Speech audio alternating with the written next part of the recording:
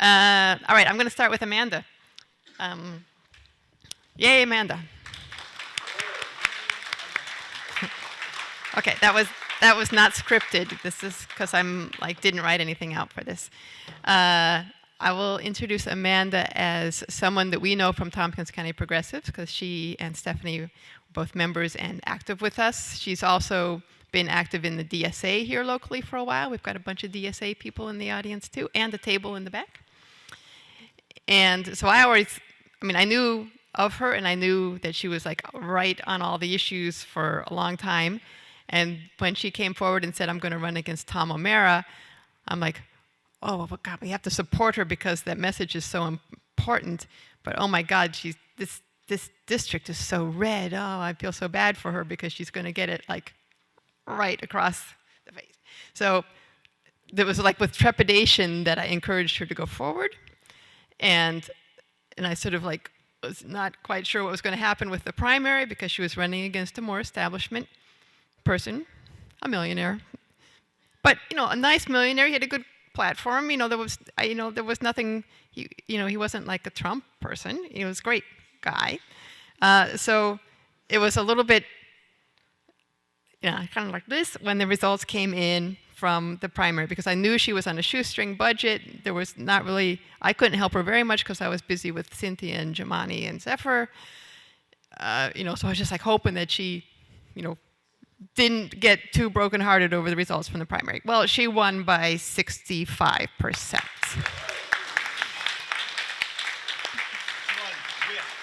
Yeah, okay, she won with 65%, not 65 points between her and, 65% of the vote. So then it was wow, okay, what do we do next? Well, my candidates all lost, so I had some time to step over and help her with her campaign.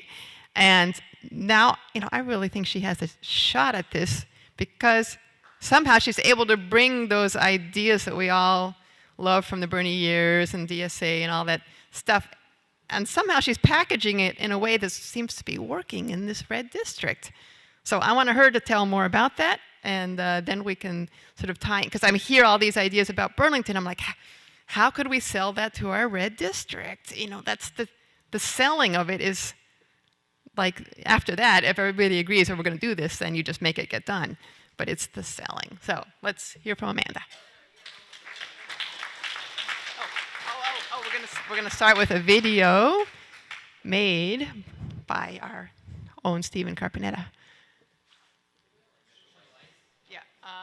Do you remember? There's one breaker that we can't throw because the projector's on it. Where's Fred? Fred, would you mind trying to just get a couple of those lights off, but not that one from yesterday? The ones with the blue painter's tape are the lights, but one of them unfortunately has this outlet. So one by one, and we'll this tell you. Outlet has written on it in marker, no ground, exclamation point, exclamation point. Manuel pointed out yesterday that someone was using a degrounding device, and maybe we shouldn't do that. I was like, don't worry, there's no ground on it anyway. So we're flying by the seat of our pants with tech at this venue. I apologize, everyone. Did you find the? Oh, is it locked? Okay. Oh, okay. Or you maybe want to intro? Okay, well, 2 minutes. 90 seconds. 90 seconds. Okay. Okay.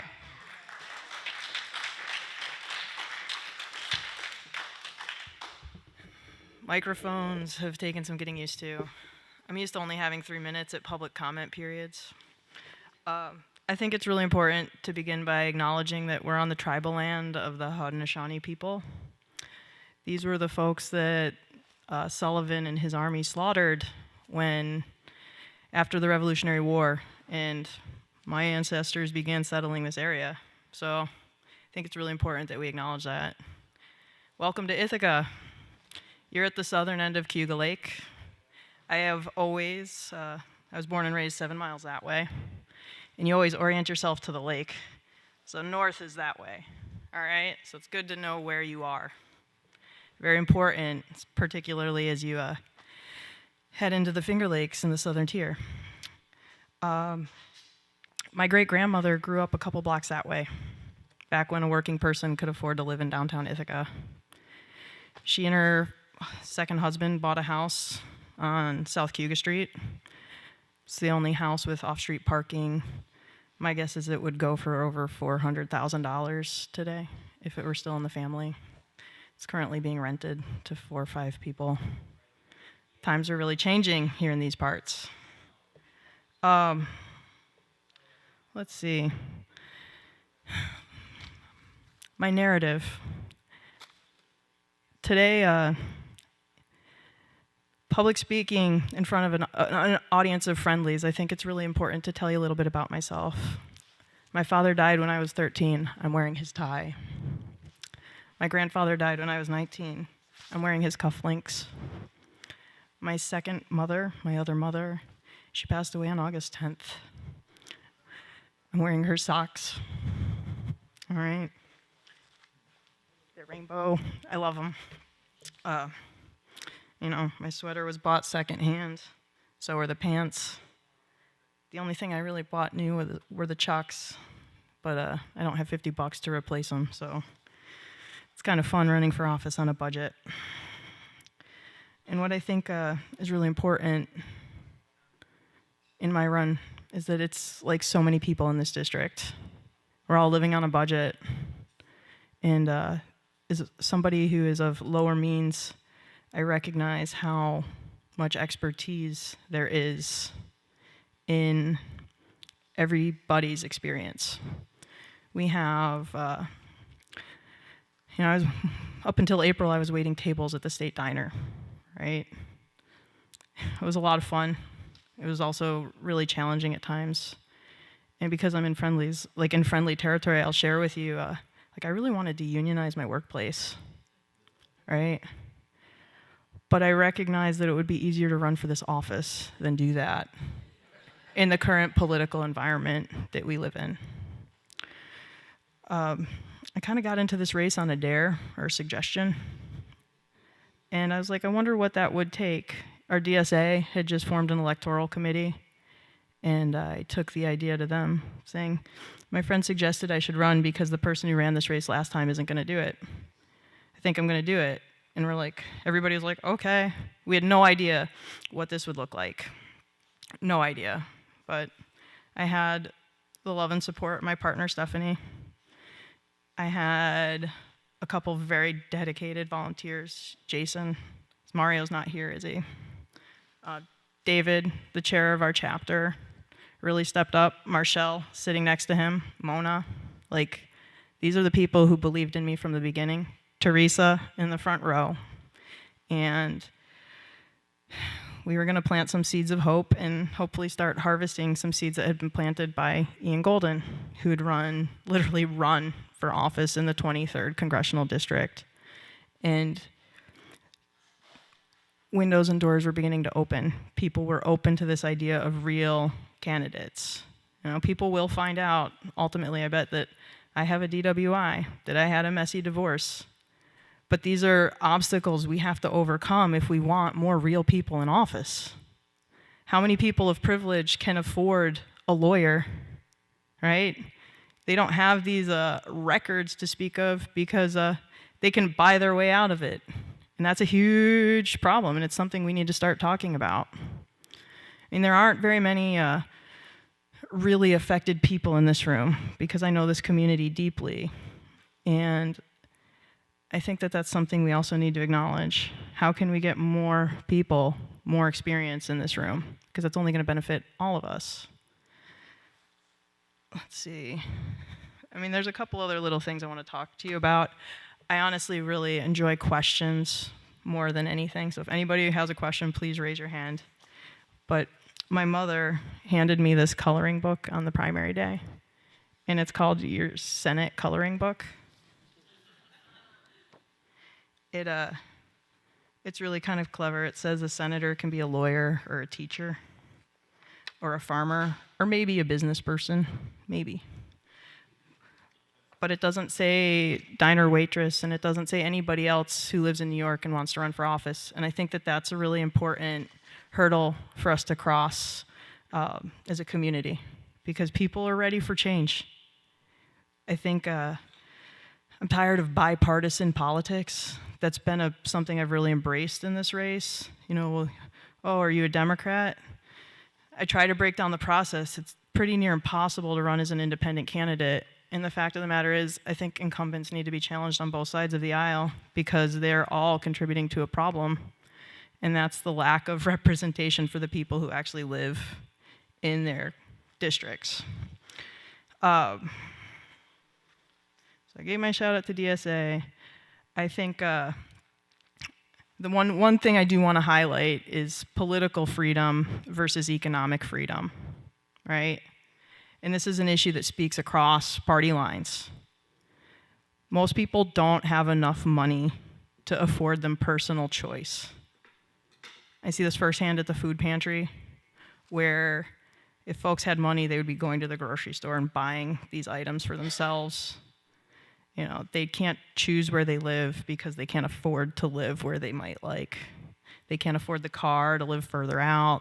They're trapped in a really unfortunate housing situation where they are. So the idea that, oh, you can vote, that vote is meaningless to these folks because they have no real power in their daily lives. And we really need to start focusing on that economic issue. Yeah, I really speak from the heart, and anybody who knows me knows that when I get behind the microphone that we're never really quite sure what's going to come out of my mouth, which keeps it fun and exciting in many ways. I really, you know, I want to be a conduit because my story is so simple, but so, yeah, it's a perfect lens to tell the stories of all these other people who are living and working and struggling in this district.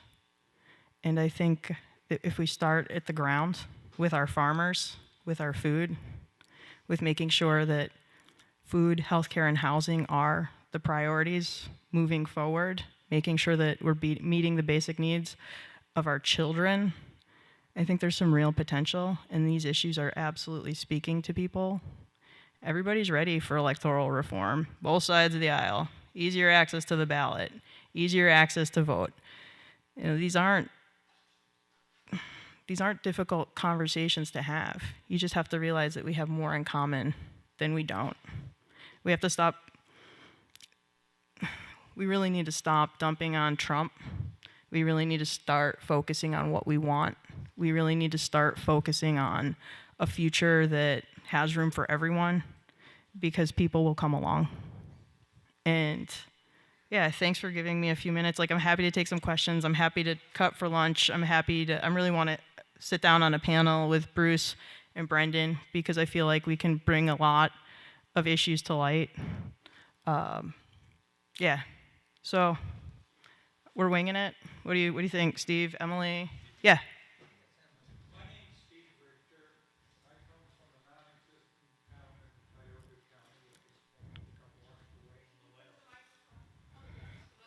Right here.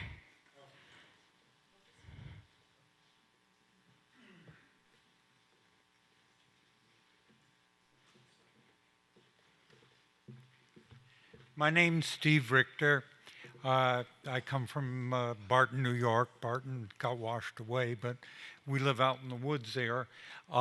And one of the things that struck me after 2 days of listening to the conference, they're very good ideas, but country people have a different culture than what I'm listening about. This represents an urban way of looking at things.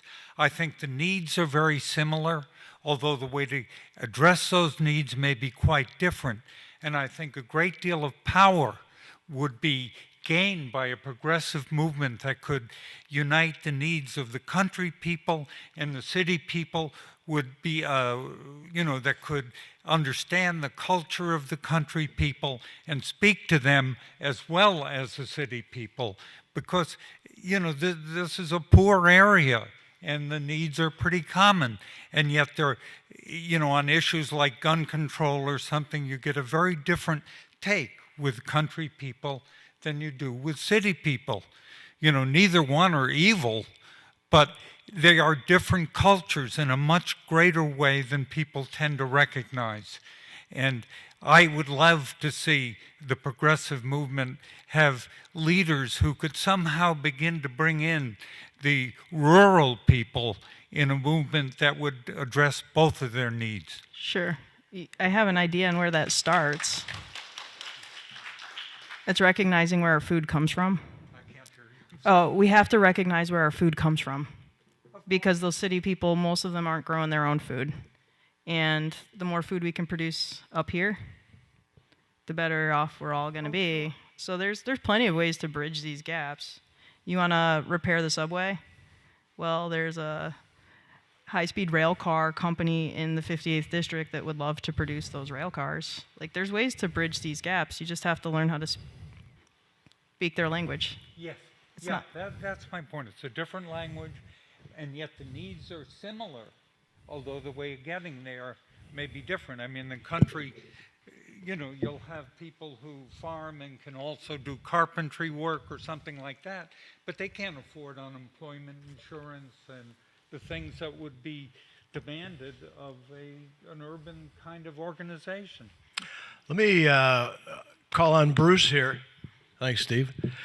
Let me call on Bruce to talk about the food issue that Bruce and I had a long conversation in preparing for the interview, which was on WRFI. And one of the things that came out was exactly this, and it was amazing agricultural impact for somebody that sat in the city hall in the town of Burlington. So, Bruce, the part where you set a goal to get to 10% of the food production for the area and create 100 jobs, could you talk about that just a little bit to make an example here?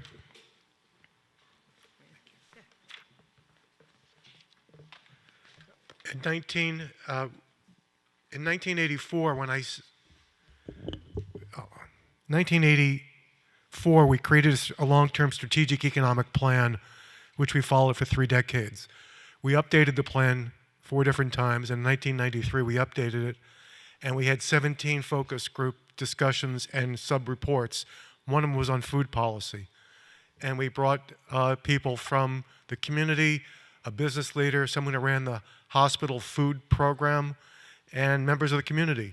And from that, there's a company called Gardner's Supply. The head of the company suggested and got adopted by the city in a plan that we'd create 100 jobs in the food sector and that we would grow 10% of our food within our community to be consumed locally. And that person was Will Rapp, and Will started a company called Gardner's Supply, and when he moved his company to Burlington, it was a small little company, and he met with Bernie Sanders, and the two of them said, what can we do to revitalize our Intervale, which is this floodplain within the city of Burlington. It's 750 acres. It's the best soil in the state of Vermont. It's alluvial soil. And what do we do? But it had been a city dump. They were dumping the toxic waste from the sewage treatment plant there. And so they created a project to do composting. They also changed the law to say you can't throw out your leaves and anything that was compostable, and that kept our landfill open for an extra 9 months.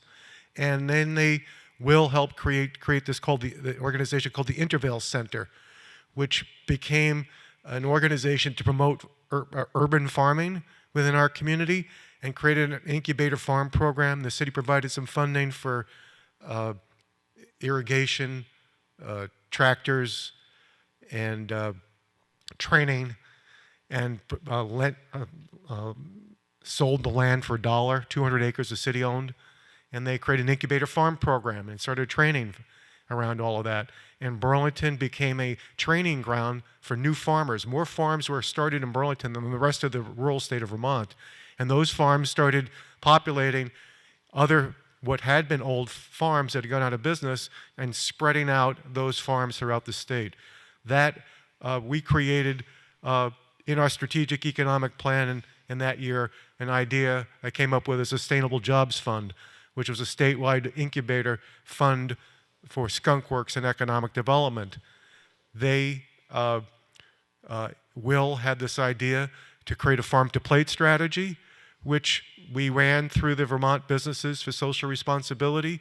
They got funding through this from the state and various sources to create a farm-to-plate strategy. And the Sustainable Jobs Fund did the research, brought 250 players from around rural Vermont and all the different actors, and they're still working on this, and they created a plan. They've worked for 7 years, which has created 5,000 jobs in the rural areas of Vermont. So things can be done by planning and growing your own food. We wanted to seal the leaky bucket. One of them was food, one of them was energy, one of them was money.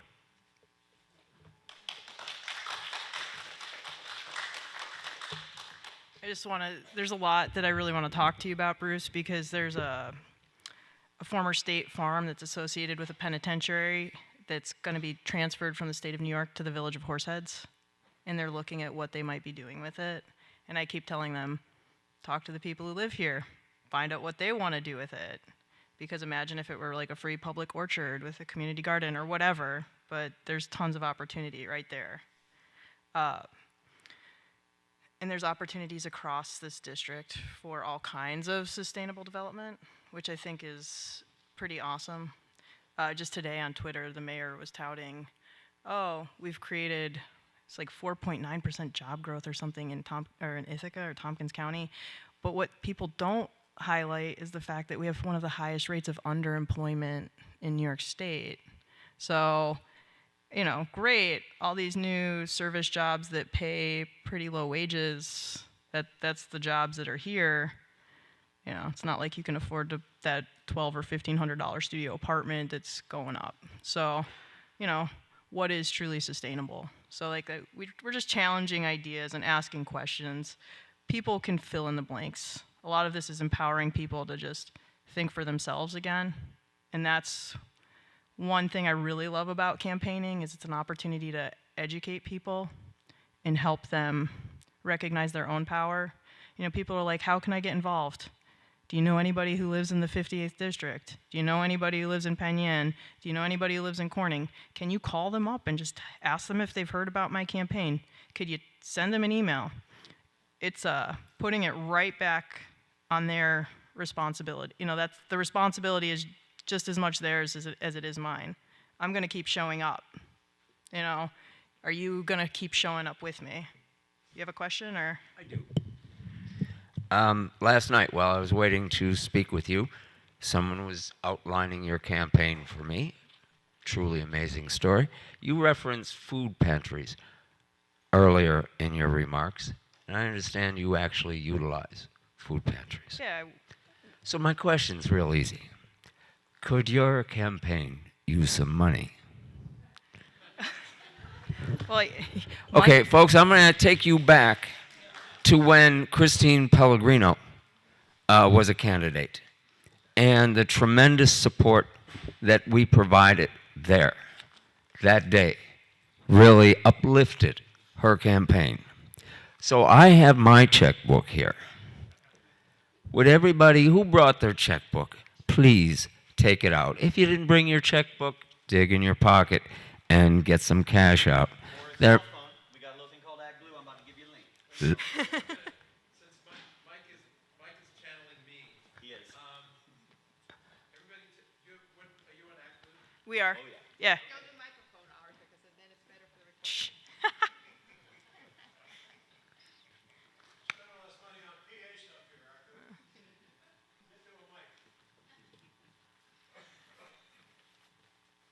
All right, because I don't travel around with my checkbook, Mike. I'm not a rich guy like you. But I want everyone to take out their phones. Because we did this, we raised $5,000 for Christine Pellegrino in one meeting. Everybody take out their, come on, take out your phone. You can give her $5. Take out your phone, everybody, right? And you go to not hotels.com, www. I have a short link. dot, bit.ly. no, this is easier. www.actblue.com, because it's a good thing to remember to do anyway. And right, and you hit that. Or are you doing the our package? No, we're going to her campaign. We would have been done with my URL by now. And and then you get a page that says search directory.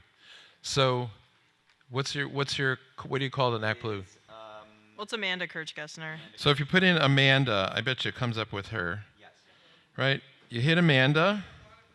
Right, but if you then, it lets you scroll down to her name. You don't have to even know how to spell it.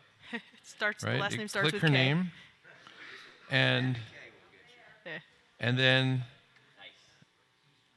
then it comes up with you can donate $5, $9, $15, $27, $42, $58, $99, or another amount. So I'd like everybody to hit that page, even if all you can afford to give her is $5.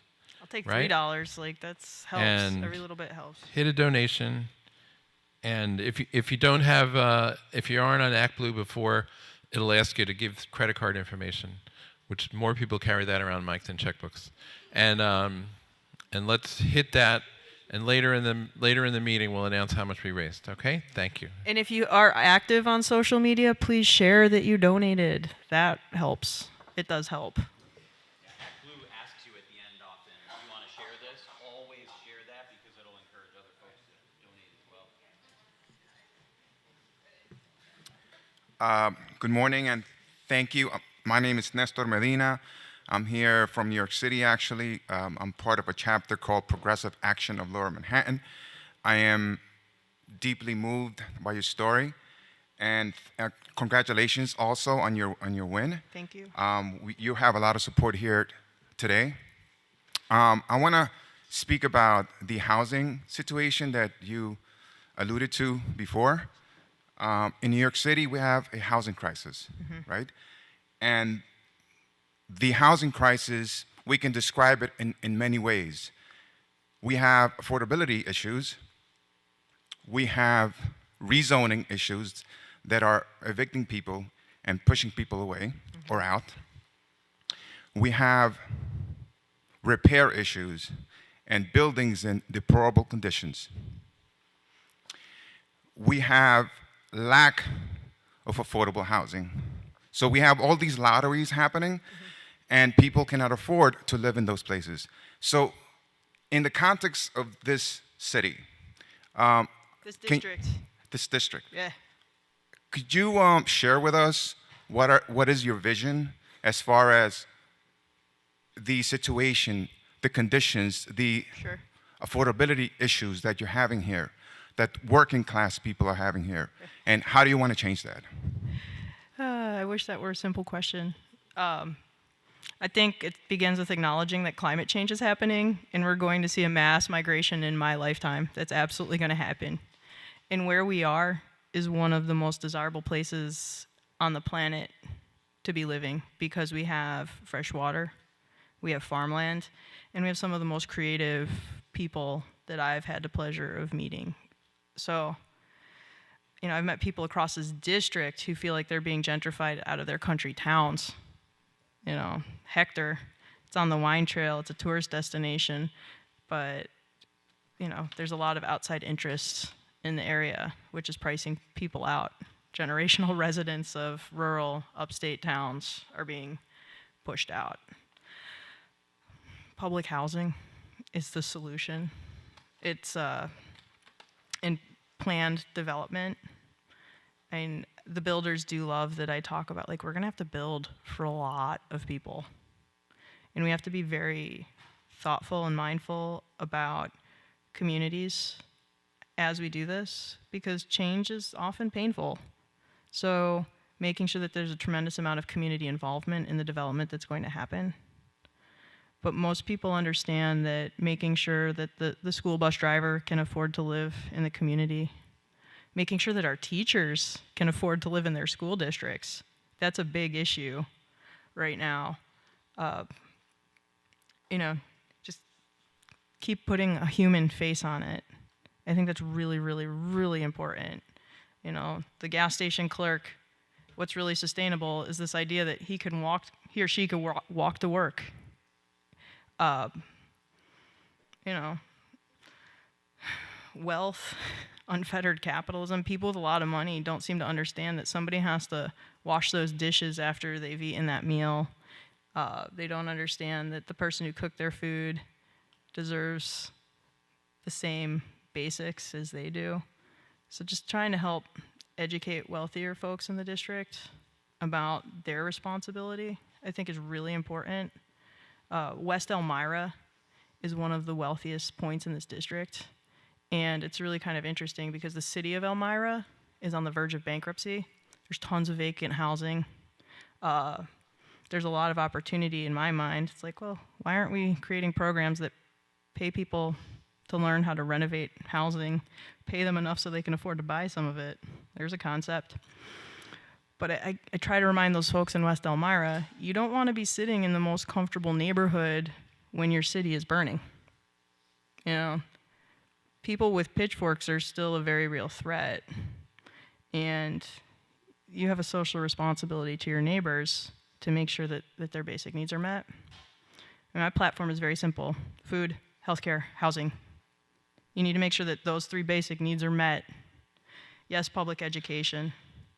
Yes, protecting our environment. But well-planned development that's responsive to the needs of the community is going to do all of those things. So, but we're absolutely going to have to build a lot more housing. We're going to have to build a ton of housing. I don't doubt, my nephew's 2.5, I don't doubt in his lifetime that there will be at least probably 500,000 to 1 million people living in this district. There's about 300,000 people right now. It's about twice the size of Rhode Island, this district, give or take. So there's a lot of room to grow. So we have to be very, very mindful of how we're going to do that. Yeah. Okay. Hang on. Sort of winging it as we go along here. What I'm thinking is we shoot for a break at 12:30 to go get lunch. Before that, I want to have Brendan come up so that he can do his introduction so that we can then have a little bit more discussion with all of our panelists in it. And I'm suggesting that at 12:30 when we go get our lunches, we take like half an hour and then bring your plate back up. We have tables, we have chairs, you know, there's enough space that we could sit here and have some Q&A with our panelists while we're eating and sort of socializing all together. Does that sound good? Yes? Okay, so let me get Lauren, who's going to introduce Brendan.